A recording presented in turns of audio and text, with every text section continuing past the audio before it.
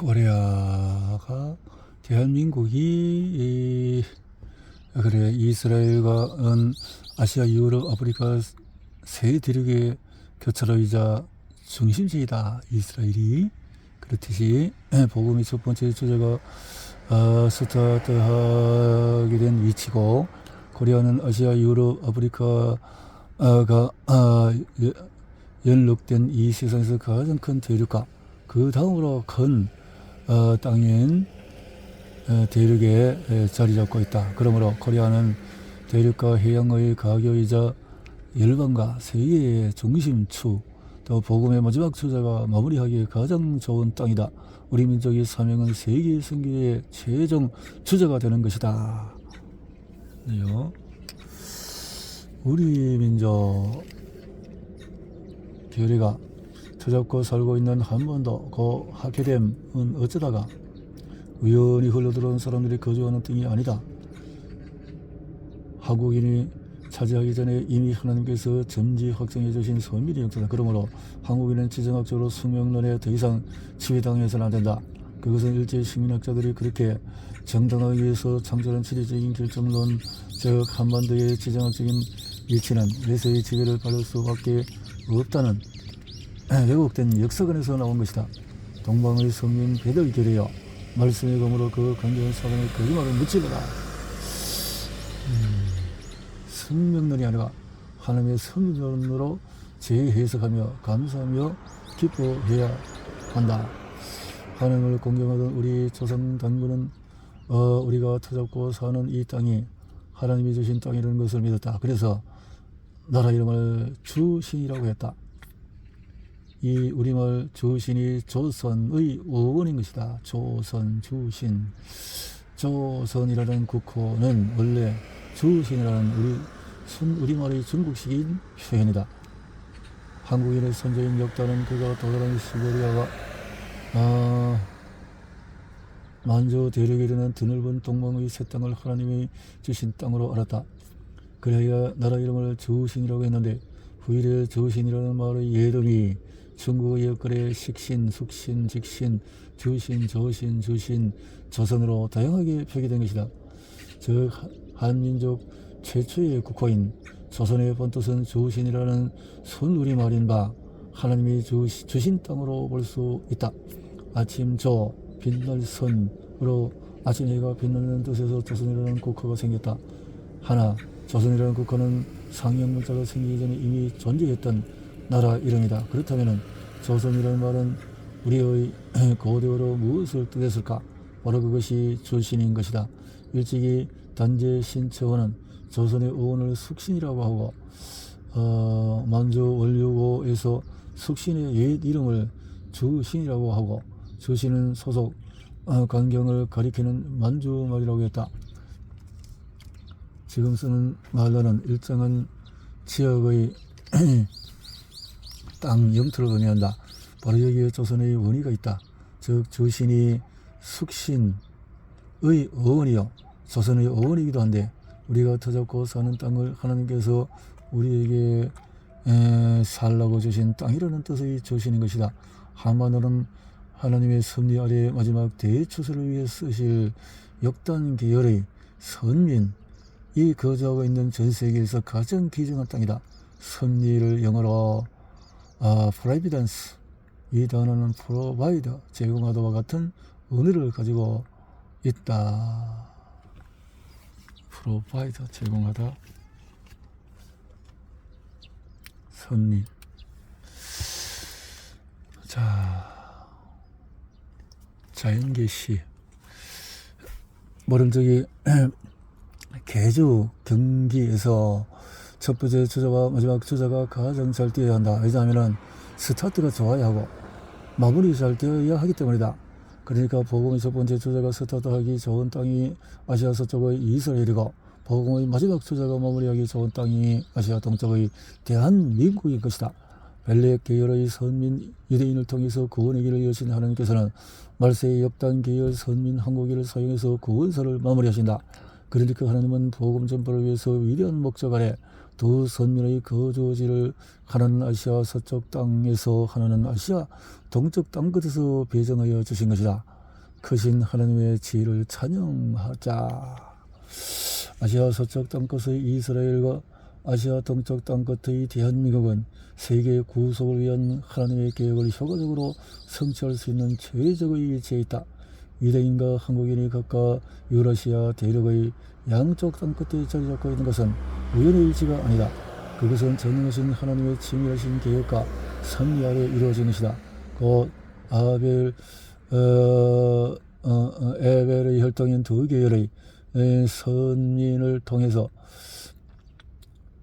열방의 신속히 구원의 복음이 전파되도록 하려는 하나님의 원대한 목적 때문이다. 성경은 각 민족의 거주지미 국경은 하나님이 정하여 주신 것이라고 말씀하고 있다. 사도행전 17장 26절에 인류의 모든 족속을 한 혈통으로 만드사 온 땅에 살게 하시고 그들의 연대를 정하시며 거주의 경계를 정하셨으니 한정하셨으니, 여기서 거주의 경계를 한정하셨으니 라는 말씀은 하나님께서 각 민족이 사는 땅과 그들의 거주지를 정하여 주셨다는 것이다. 이스라엘과 대한민국은 같은 미도상에 있으면서 각각 아시아 대륙의 양쪽 끝에 위치해 있다. 무슨 이유로 하나님은 두 선민의 땅을 그렇게 정하여 주셨는가? 전설한 바와 같이 그 땅의 복음을 모든 대륙으로 동시에 그리고 신속히 가져갈 수 있는 최적의 위치이기 때문이다. 참으로 하나님의 심오하신 목적과 섭리가 담겨 있다. 목적과 섭리가 담겨 있다. 자, 이제 17장으로 넘어가면서 자이드게시가 확인해주는 역단의 후손은 유대인이 아시아 서쪽 땅끝에 한국인이 아시아 동쪽 땅끝에 존재하는 이유는 하나님은 기록된 계시인 성경을 통해서 우리에게 말씀하신다. 성경은 특별 계시다. 그러나 하나님은 자연을 통해서도 말씀하신다. 이것은 일반 계시다. 구약 성경과 신약 성경은 자연 속에 있는 하나님의 계시를 분명히 인정하고 있다. 시편 로마서 1장 20절. 하나님이 쓰신 책은 두 가지다. 특별 계시인 성경과 일반 계시인 자연이라는 책이다. 자연은 하나님이 쓰신 위대한 계시의 책이다. 네덜란드 개혁교회의 벨직 신앙고백서는 다음과 같은 선언이 나온다. 자연은 우리 목전에서 아름다운 한 권의 책으로 나타나며 그 속의 모든 크고 작은 피조물은 보이지 않는 신적인 사실들을 보여주는 글자와 같다. 한국인이 또 하나의 선민 역단의 후손이라는 사실은 특별 계신 성경뿐만 아니라 일반 계신 자연에 의해서도 증명이 되고 있다. 전자를 내정, 후자는 외정이라고 한다. 하나님은 자연을 통해서도 한국인이 역단 계를 섬이라는 사실인 것이다. 하나님이라는 사실을 특별 계신 성경이란다. 일반 계신 자연을 통해서도 말씀하고 계신다. 그것이 무엇인가? 이스라엘과 대한민국의 영토가 유라시아 대륙의 양쪽 땅 끝에 위치해 있는 바로 이것이 자연 계시다. 지도를 펴놓고 열심히 살펴보라. 이스라엘은 아시아, 유럽, 아프리카 세 대륙의 교차로이자 중심에 위치해 있다. 그것은 아시아, 유럽, 아프리카를 향해서 가장 빠르게 복음을 전할 수 있는 최적의 위치다. 벨렉 계열 선민 이스라엘은 복음의 첫 번째 주자이다. 그러나 역단 계열 선민의 나라 코리아는 아시아, 유럽, 아프리카를 뛰어넘어 전 세계의 교차로이자 온 땅의 중심에 위치해 있다. 전 세계는 태평양을 사이에 두고 크게 두 대륙으로 형성되어 있다. 곧 아시아, 유럽, 아프리카가 연륙된 이 세상에서 가장 큰 대륙과 남북미 대륙이다. 한국은 이 거대한 두 대륙의 가장 중앙에 자리 잡고 있다. 대륙과 해양의 가교이자 열방과 세계의 중심축에 위치한 나라가 코리아이다. 절대 지리학과 우익 교수는 한반도는 세계 제1의 지정학적인 중심이라는 글에서 다음과 같이 말한다. 전략적으로 한반도는 대단히 훌륭하다. 제일 큰 바다인 태평양을 향해 직통하는 주 항로상에 있다. 세계에서 가장 활발한 해상 루트이다. 세계에서 가장 큰 대륙에서 가장 큰 해양으로 이어진다. 한 손에 태평양, 또 다른 손에는 유러시아 대륙을 잡고 있다. 동해의 일본, 황해의 중국과 연결되어 있다. 이처럼 지구상에서 전략적이고 중요한 땅이 없다. 세계의 구도상 가장 중요한 위치이기 때문이다. 과연 한반도는 지정학적으로 세계 제1의 중심이 되는 땅이다. 그러므로 한국인은 말세에 마지막 대추세를 위해서 그 어떤 나라 백성보다도 신속히 전 세계로 나아갈 수 있다. 이것은 한국인의 복음 전도의 마지막 주자로 쓰임을 받을 역단의 후손이다 라는 것이죠. 매튜 헨리는 우리들 각자가 그분을 우리의 왕과 제사장으로 겸손히 인정해야 한다. 따라서 우리는 모든 것을 11조뿐만 아니라 가지고 있는 모든 것을 그에게 맡기고 바쳐야 함을 유의하자라고 창세기에 이렇게 멜기세덱에 대해서 말했어요. 이방인 제사장 멜기세덱은 아브라함에게 떡과 포도주를 주면서 축복했다. 여기에 심오한 뜻이 있다. 떡은 그리스도의 몸을, 포도주는 그리스도의 피를 상징한다. 이는 장차 복음의 제사장 나라가 된 한 민족, 이방 민족이 로마서 11장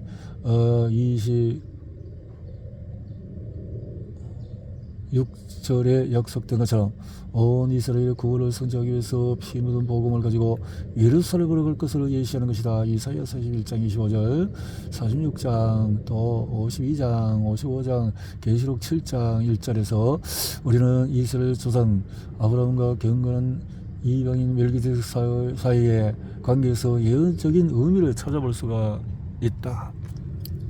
신약적인 관점에서 볼 때 멜기세덱 이방인은 복음을 가지고 아브라함 유대인에게 나아와 그를 축복한 것이다.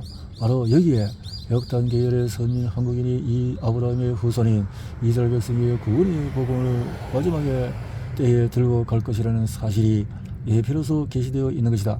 우리는 여기에서 더러운 자리에 더러운 없는 돼지로 평가받던 유대인과 토한 것을 돌아먹는 개로 여겨졌던 이방인이 그리스도 예수 안에서 한 세 사람이 될 모형을 보게 된다. 실로 이방인 한국 백성이 정차 유대민족을 구원하고 그들을 축복하는 제사장 민족이 된다는 것은 조금도 이상한 일이 아니다. 하나님은 이러한 진리를 아브라함을 축복한 이방인 제사장 멜기세덱을 통하여 이미 창세기 14장의 모형으로 보여주셨기 때문이다. 멜기세덱에게 축복을 받은 아브라함은 유대 민족을 축복한다, 축복했다.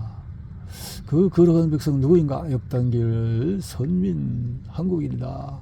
마지막 때에 한국 백성은 이스라엘 사람들의 시기심을 일으켜 예루살렘까지 구원의 복음을 능히 가져갈 것이다. 그리하여 성경이 예언한 온 이스라엘의 구원을 극적으로 성취할 것이다. 바로 이것이 마지막 때에 한국교회가 수행할 멜기세덱 프로젝트이다. 주의 권력의 날에 주의 백성이 거룩한 옷을 입고 즐거이 새벽 이슬 같은 주의 청년들이 주께 나오는도다.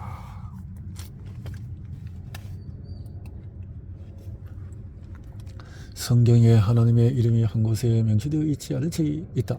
구약 성경 에스더이다. 10장이나 되는 에스더에서 처음부터 끝까지 하나님이라는 말은 한 번도 나오지 않는다. 그래도 성경에 수록되어 있다. 그처럼 하나님, 예수, 성부, 성자, 성령, 주라는 명칭이 전혀 없는데도 찬송가에 들어가 있는 노래가 있다. 장공 김재준 목사가 1966년에 작시한 어둠 밤 마음이 잠겨라는 노래이다. 어둠 밤 마음이 역사에 어둠 짙었을 때 계명성 동짝이 밝아 위나라 여명해왔다. 과연 아침 나라 빛속이 새롭다. 이 빛 삶 속에 얽혀 이 땅에 생명터 놓아간다. 옥토에 뿌리는 게 부어 하늘로 저기까지 솟을 때 가지 억만을 헤어 그 열매 만민이 산다. 고요한 아침의 나라 일꾼을 부른다. 하늘의 씨앗이 되어 역사의 생명을 이어가리. 맑은 샘 줄기 용솟아 거칠은 땅에 흘러 적실 때 기름진 푸른 벌판이 눈앞에 확 트인다. 고요한 아침의 나라 새하늘 새땅 길이 꺼지지 않는 인류의 햇불 되어 타거라. 김재준 목사는 어떻게 동방의 동물과 유사한 노래를 지었을까? 김 목사가 쓴 그리스도 예수의 민족의 세계적인 삶인 1981년 배경을 짐작할 수 있는 내용이 있다. 우리 교회는 5,000년의 긴 역사를 갖고 있다. 하느님이 우리 민족을 한족이다, 만주족, 몽골족, 일본족 등을 구별하여 민족 단위를 구성하기 위해서 5,000년의 긴 세월을 계속 노력하셨다면 그가 우리 민족에게 맡기려는 무슨 특수한 사명이 있었기 때문일 것이다. 하느님이 이스라엘 민족을 택하여 전 세계 인간을 구원하실 경륜을 추진하신 것이 구약의 기록이라면 우리 민족에게도 그런 민족적인 사명이 있기 때문에 그 강대국들 사이에서 인력 편주와 같이 떴다 잠들었다 하면서 침몰하지 않고 오늘이 이런 것이 아닐까? 적어도 나 자신으로서는 이 문제에 대하여 20대부터 마음에 간직하고 있었고 지금도 그 신념은 굳게 또 깊이 뿌리를 내 마음속에 갖고 있다. 김재준 그래서 이런 내용이 있다는 거네요. 그래서 김 목사는 우리 민족도 이스라엘처럼 전 세계 인간을 구원할 그 사명이 있기 때문에 강대국들 사이에서 이력 편주와 같이 떴다 잠겼다 하면서 침몰하지 않고 이 성경의 교훈과 일치하는 말이다. 욕단의 후손인 우리 교회는 이스라엘이 못다한 인류 구원의 대업을 완수할 사명이 있다. 코리아 마지막 주자다. 그 말이래요. 자, 신약 시대에 살던 유대인들은 아브라함이 자기들의 조상이라는 사실에 자부심을 가졌다. 요한복음 8장. 하지만 멜기세덱은 아브라함보다도 위대한 분이었으며 심지어 그는 유대인이 아니었다. 아브라함의 지위가 높고 영예로운 것처럼 멜기세덱은 아브라함보다도 더 높은 지위에 있었다. 히브리서 7장 4절에 이 사람이 얼마나 높은 것을 생각해보라. 조상 아브라함도 노략물 중에서 10분의 1을 그에게 주었느니라.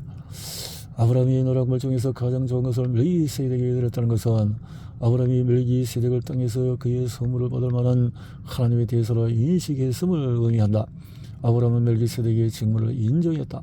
아브라함이 멜기세덱에서 축복을 받았을 때 그는 하나님의 구원 계획에서 멜기세덱보다도 열등한 위치에 있었는데 아브라함은 분명 멜기세덱보다도 더 부자였을 것이며 하나님의 구원의 약속을 이을 구체적인 상속자였다. 하지만 멜기세덱이 아브라함에게 축복했다. 이 사실에서 우리는 예배를 통해서 하나님께 가까이 가는 데 있어 멜기세덱이 아브라함보다 더 탁월한 위치에 있었음을 볼 수가 있다. 분명한 멜기세덱은 아브라함과 그의 후손들보다도 탁월했다. 멜기세덱이 아브라함에게 나타났을 때 그의 손에는 떡과 포도주가 들려 있었다. 이 두 가지는 옛날 제사 때 사용한 음식으로 예수님은 이 떡과 포도주를 자신의 필과 살을 상징하는 성만적 예식을 시작하게 된 것이다.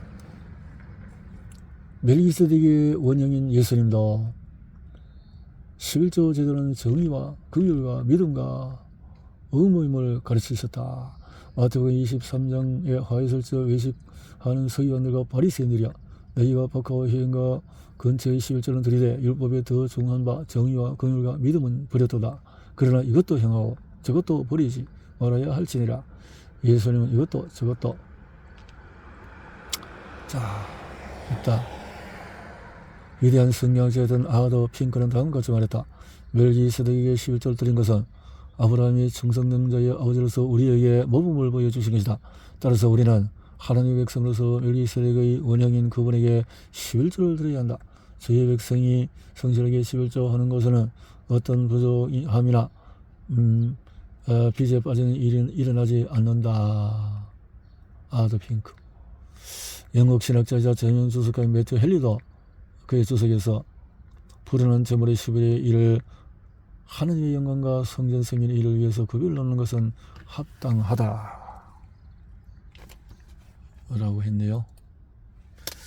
자, 우리 조상들이 제천의식을 거행할 때 하늘이라고 하는 자연물인 푸른 하늘을 절대적으로 생각한 것이 아니고 하늘을 빌려서 절대적으로 표현한 것이다. 우리 교회는 창조주 여신을 하늘이라고 부르기로도 했다. 하늘. 유대인도 하나님을 가리켜서 하늘이라고 했다. 하늘. 그렇다면 멜기세덱은 누구였을까? 대부분의 랍비 저술가들은 멜기세덱이 노아의 아들 셈이었다고 결론낸다.